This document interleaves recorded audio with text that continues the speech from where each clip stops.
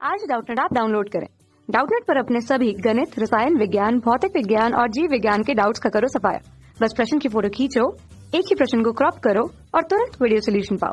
अभी डाउनलोड करें। Hello everyone, यहाँ पर एक प्रश्न दे रखा है। मादा यानी कि औरत में निषेचित अंडे का प्रतिस्थापन गर्भाशय में कब होता है। यानी कि हमें बताना है कि निषेचन के बाद ये प्रतिस्थापन में कितना समय लेता है। तो हम यहाँ पर एक बार देख लेते हैं इस क्रिया में क्या होता है। इस क्रिया में कि जो नर होता है उसके द्वारा शुक्राणु मादा की योनि में छोड़ दिए जाते हैं और ये क्या करते हैं, अंडे को निषेचित करते हैं। अब निषेचन के फलस्वरूप किसका निर्माण होता है, युग्मनज का निर्माण होगा। अब ये युग्मनज क्या करता है, ये गर्भाशय की तरफ गति करता है, यानी गर्भाशय की ओर बढ़ता है। अब गर्भाशय की ओर बढ़ने के दौरान इसमें क्या होते हैं, विदलन होते हैं, यानी कि समसूत्री विभाजन द्वारा विदलन होंगे। अब इससे विभिन्न प्रवस्था आती है। देखिए समसूत्री विभाजन ये कोरक खंड में बदलता है, कोरक खंड में, ठीक है। कोरक खंड के बाद ये बदलता है किसमें, तूतक में।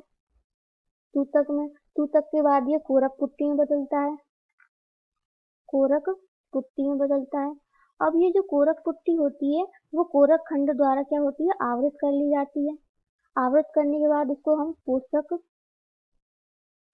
कोरक कहेंगे, ठीक है।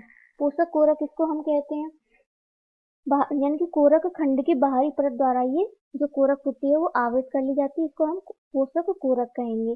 अब ये हम कह सकते हैं क्या बन जाता है, ये भ्रूण बन जाता है, ठीक है। अब भ्रूण बनने के बाद इसी के साथ साथ क्या होता है, जो गर्भाशय होता है मादा का, गर्भाशय में भी बदलाव आते हैं। यानी कि गर्भाशय में जो कोशिका होती है, कोशिका वो तेजी से क्या होती है, विभक्त होती है, विभक्त होंगी।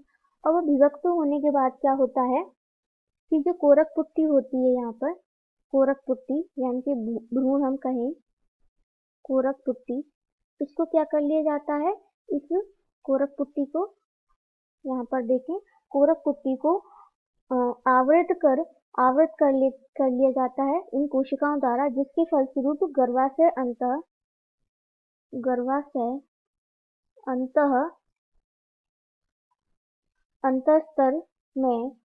अंतःस्तर में क्या हो जाता है, ये अंतःस्थापित हो जाता है, अंतःस्थापित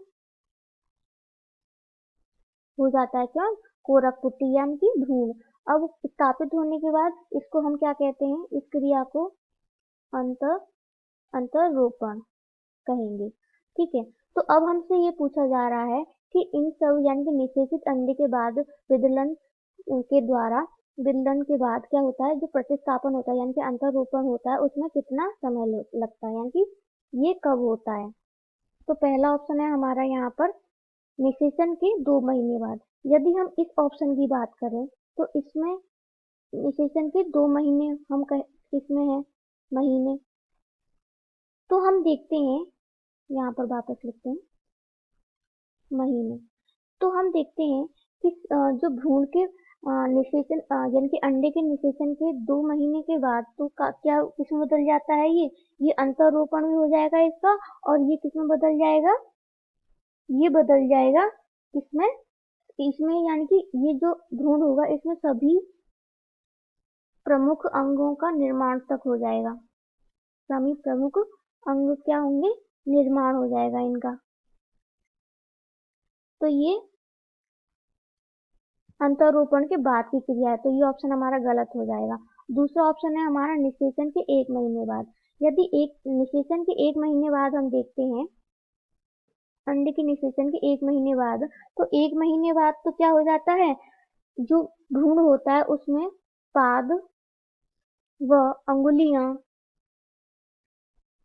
इनका भी निर्माण हो जाता है। तो ये ऑप्शन भी गलत है, क्योंकि ये अंतरोपण के बाद ही ये क्रिया होती है, तो ये ऑप्शन हमारा गलत हो गया।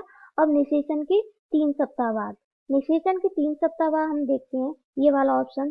तो निषेचन के 3 सप्ताह बाद तो क्या होता है, अंतरोपण के बाद भ्रूण में किसका निर्माण हो जाता है, हृदय का। और हृदय का निर्माण कब होगा, निषेचन के सॉरी अंतरोपण के बाद ही होगा। तो ये ऑप्शन भी हमारा गलत होगा, क्योंकि हम तो क्या पूछ रहे हैं, ये क्वेश्चन क्या पूछ रहा है, निषेचित अंडे का प्रतिस्थापन गर्भाशय में कब होता है। तो ये क्रिया तो किसके बाद होती है, यानी कि हृदय का निर्माण अंतरोपण के बाद होगा। तो ये ऑप्शन हमारा गलत हो गया। अब हमारा चौथा ऑप्शन निषेचन के 7 दिन बाद। तो 7 दिन बाद क्या होता है, जनरली क्या देखा जाता है कि अंड के निषेचन के 7 दिन बाद, यानी कि औसतन इसका जो क्या होता है,